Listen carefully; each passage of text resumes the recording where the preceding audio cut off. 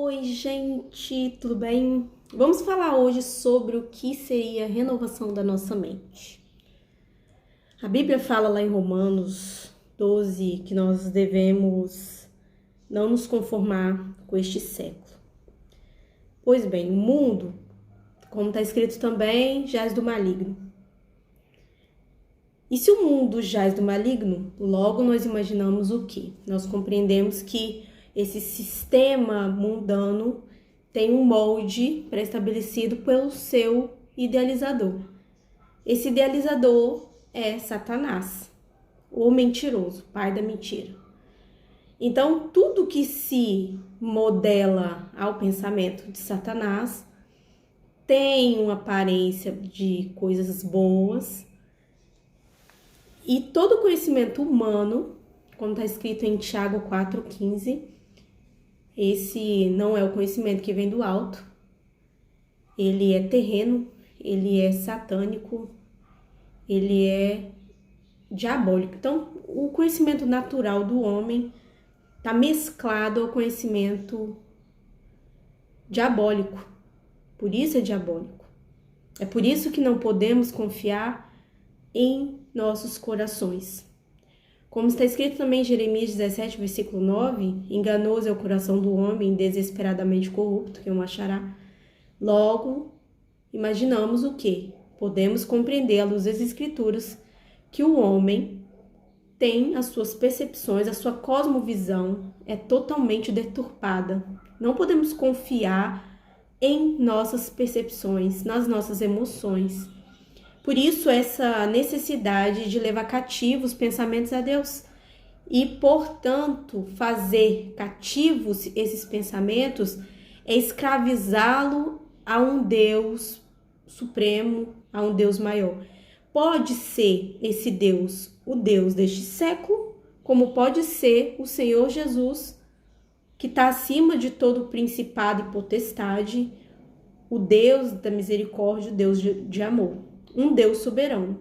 Então você permite que a soberania de Deus se torne Senhor da sua vida. Logo, seus pensamentos não irão roubar a sua paz ou mesmo permitir que você se desvie do foco da salvação por causa da brevidade dos seus pensamentos. Logo, é necessário buscar em Deus essa capacitação para que haja essa renovação, essa transformação nos nossos pensamentos. A nova vida, conforme está escrito lá em Romanos 12, diz: rogo-vos, pois, irmãos, pelas misericórdias de Deus, que apresenteis o vosso corpo por sacrifício vivo, santo e agradável a Deus, que é o vosso culto racional. Interessante que a fé ela não pode ser irracional. Há pessoas que dizem que a fé é algo inexplicável. Não, a fé ela é explicável, ela é racional e ela é uma escolha. Ela é uma conduta em conformidade com a Trindade. Você vive uma vida de sacrifícios, mas não é um sacrifício incapaz que você não tenha plena participação. Ao contrário, a salvação ela é involuntária, Deus o fez por nós, sendo nós ainda pecadores. Mas a escolha de uma vida santificada, a escolha de levar os nossos pensamentos cativos a Deus, parte do homem, da nossa vontade genuína, deliberadamente, o desejo de cultivar e zelar a palavra em nossos corações. Portanto, quando há esse despojar do velho homem, a nossa vontade mudou, portanto, o pensamento também. O que corrobora com novos hábitos, com uma nova vida. E não significa que atitudes significam que houve mudanças dentro do pensamento. Você pode mudar hábitos, mas continuar uma velha criatura, uma velha pessoa com atitudes boas, mas com coração genuinamente perverso. A primeira oportunidade, você desbalda de novo e se debruça na lama do pecado. Renovar a mente é mais do que isso. A renovação da mente é uma mudança do interior para o exterior. A mudança de pensamento, quando verdadeira, transforma todo a sua atitude, as suas vontades, os seus pensamentos, a forma com que você vai encarar agora a vida. Por isso que a fé não é irracional, a fé ela é racional e o culto a Deus é racional. Nós fazemos porque reconhecemos a graça de Deus, a graça de Cristo, a sua morte na cruz do Calvário. Por isso nos dispomos, nos despojamos a viver uma vida de gratificação, de render graças a Deus em toda a nossa forma de viver, que é o nosso culto racional. E não vos conformeis com este século, mas renovai-vos pela renovação, mas transformai-vos pela renovação da vossa mente. Então, a pergunta é: o mundo caído com seu sistema ilógico, ilógico porque o homem ele se perde sem a graça. O homem sem o arrependimento é uma bomba relógio que vai se matar com suas próprias mãos. É ilógico. Mas é lógico pela graça de Cristo sobre o homem. Porque até para o homem ter pleno conhecimento de quem é Deus, da graça de Deus, de seu estado de pecado, que ele está debaixo da ira de Deus, até que o homem possa compreender sua situação espiritual, ele é apenas um moribundo. E é ilógico para o homem compreender que existe a soberana vontade de Deus para que ele possa se revelar aos pequeninos. Os pequeninos creem e logo Cristo se revela aos pequeninos pela fé. Mas alguns, mesmo sendo expostos à fé, não crerão e estes estão a passos largos para a própria destruição. Mas a fé, ela é lógica a partir da hora que ela é revelada ao homem. Quando a fé é revelada ao homem, a sua mente passa por uma metanoia, novo pensamento, renovo. Passa a ser diariamente bombardeada por novos pensamentos, o que, com certeza, impossível será esse homem se manter com a mesma vida, com o mesmo modus operandi, se não houver ali transformação de vida, de pensamento, de atitude.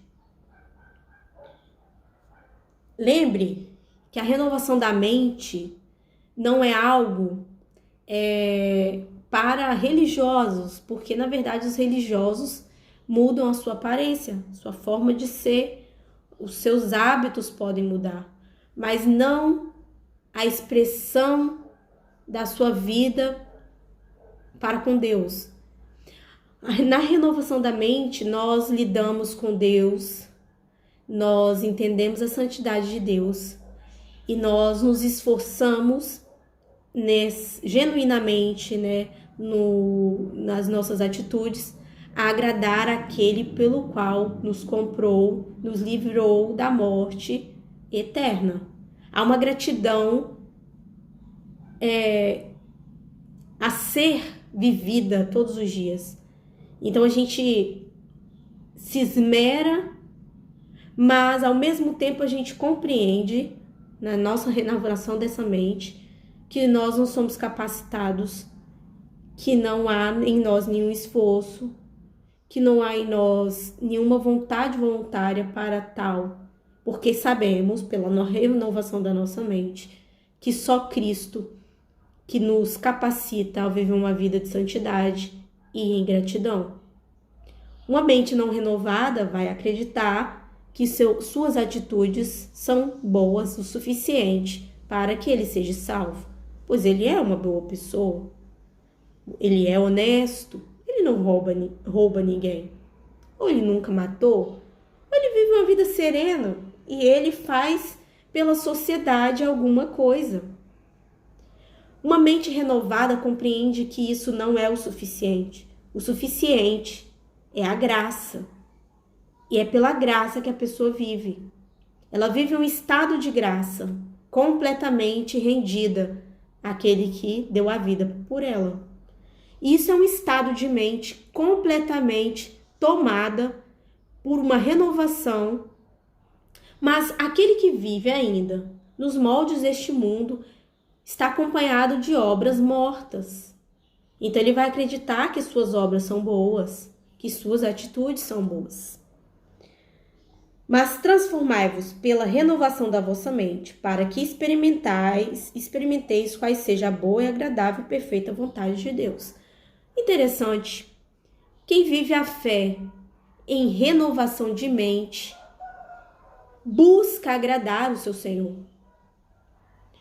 Logo, se nós não somos alcançados por essa renovação de mente, nós não estamos preocupados em agradar aquele que morreu na cruz por nós. Logo, o Senhor dos nossos corações não é o Cristo que morreu na cruz, mas é simplesmente o meu ego e a minha vontade, o meu deleite, o meu desfrute de coisas fúteis e passageiras. Uma renovação de uma mente não está preocupada com o aqui e com o agora. Não que essa pessoa não se preocupe com o aqui e com o agora. Ele se preocupa, ele planta, ele zela, ele cuida. Porém, ele nunca atribui às próprias ações o resultado positivo, nem mesmo as ações ruins. Ele sabe que tudo está de acordo com a soberana vontade de Deus. Então ele busca aplicar na prática a sua fé, renovando a sua mente, fazendo aquilo que é agradável e perfeito, como é a vontade de Deus. Porque a vontade de Deus é santa, é perfeita e agradável. Então, se um homem está vivendo em concordância com as Escrituras, a sua vontade não é mais a sua vontade, passa a ser a vontade daquele que o chamou. Logo, a sua mente está em constante renovação. Se ele vai comer, é para a glória de Deus. Se ele vai se vestir, é para a glória de Deus. Se ele vai trabalhar, é para a glória de Deus. Nada foge à vontade de Deus na vida de quem vive uma mente renovada. Pensamentos renovados. Inclusive, pensamento renovado não tem nada a ver com palavras positivas. Não tem nada a ver com atitudes positivas. Não tem nada a ver com caráter. Não tem nada a ver com a filosofia humana. Ou mesmo com a teologia positivista pregada em muitas congregações por aí. Não é baseada em palavras positivas, eu declaro isso, eu declaro isso. Declare palavras positivas, não tem nada a ver. Porque quem vive a renovação da mente entende que a palavra de Deus ela é autossuficiente para que as coisas possam acontecer em seu tempo. E aquele que vive uma vida renovada compreende que apesar de não dar certo conforme a sua vontade, a vontade de Deus é soberana sobre a vontade dessa pessoa que vive uma vida e uma mente renovada. Portanto, ela não aceita o sistema mundano, ela não aceita a filosofia humana e do mundo. Ela vive uma guerra contra o que ela sente e o que Deus deseja dela. Se ela vai trabalhar, é conforme a vontade de Deus. Se ela vai se casar, é conforme a vontade de Deus. Se ela vai pensar em fazer algo ou fechar alguma coisa, é conforme a vontade de Deus. Ela apenas confia, ela ora. Ela tem a convicção de que tudo estará bem, porque a mente dela é renovada em Cristo. Ela entende que Cristo morreu por ela. Por isso há uma gratidão exalando pelos poros. Ela não vive conforme os desejos dela. O interessante é que a pessoa que tem a mente renovada sabe que dentro dela reside um Adão, reside uma Eva, caídos em pecado e que diariamente tentam sobressair ao Espírito. Por isso que Paulo, quando diz sobre a nossa mente renovada, ele diz: elevai os vossos pensamentos a Deus. Ou submetei-vos a Deus, lá em Gálatas e Tiago também dizem isso. Submetei-vos a Deus e resisti-vos ao diabo, e ele fugirá de vós. Uma forma de vencermos o maligno, os pensamentos que bombardeiam como dardos inflamáveis, é renovar nossa mente com a palavra. Mas transformai-vos pela renovação da vossa mente, para que experimenteis qual seja a boa, agradável e perfeita vontade de Deus. Então, quem vive uma vida pautada nas Escrituras, uma vida plena, vigorosa, essa pessoa tem a convicção que a sua mente está sob forte impacto da presença de Deus e ela está se enchendo da palavra. A sua mente é renovada diariamente, todos os dias. E ela mesma sente a necessidade de ter esse renovo. É algo mais forte do que ela.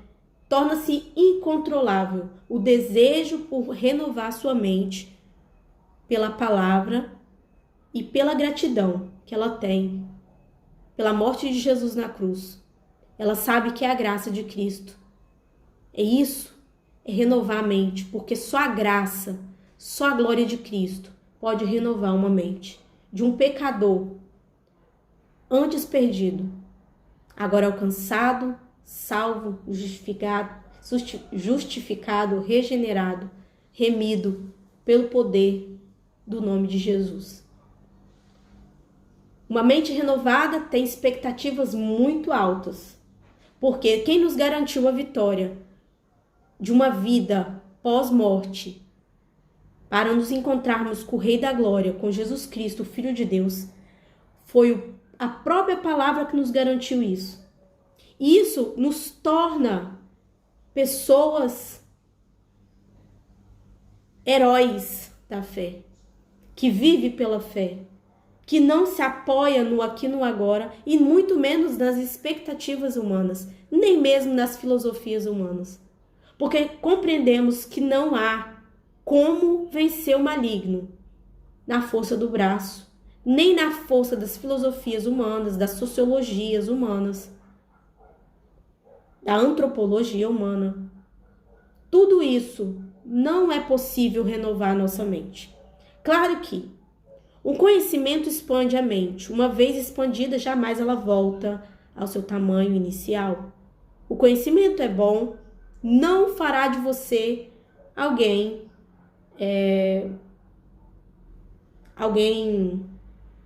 menos favorecido pela graça. Mas o que Cristo mostra para nós é que não é o suficiente nos basear em nosso conhecimento, na nossa literatura, nas nossas leituras, nas nossas filosofias humanas, que todo conhecimento que vem da árvore do conhecimento do bem e do mal não sobrepõe a graça de Cristo, e que isso não é o suficiente para a salvação do homem, e que o caráter do homem é dúbio por causa do pecado. Então, o que dá vida, o que gera vida, o que favorece o homem para a sua salvação é somente a graça de Cristo. É somente pela morte de Jesus na cruz. É por esse amor salvífico que deu a vida a nosso favor, pagando as nossas dívidas, porque éramos inculpáveis diante de Deus.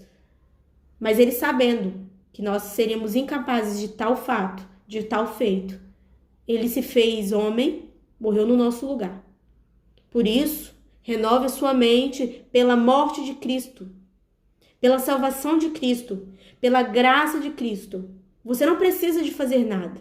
Você precisa apenas se arrepender. E se arrepender é um ponto muito importante, que nem mesmo o homem sem Deus, se ele não se revelar, é capaz de se arrepender.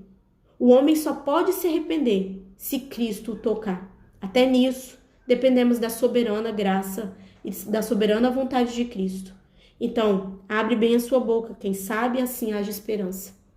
Abra o seu coração para que a palavra de Deus possa ter espaço na sua vida. Ou viva uma vida morta, sem a plenitude do Espírito, sem o conhecimento da palavra. Porque o homem sem Deus não é nada. Uma frase bem batida, mas que tem total respeito. O homem sem Deus não é nada. E Deus sem o homem continua sendo Deus. Então, para nós sermos algo em alguma coisa ou em algum lugar, nós temos que estar em Cristo. E nós só temos validação, poder de Deus. Só temos sabedoria que vem do alto.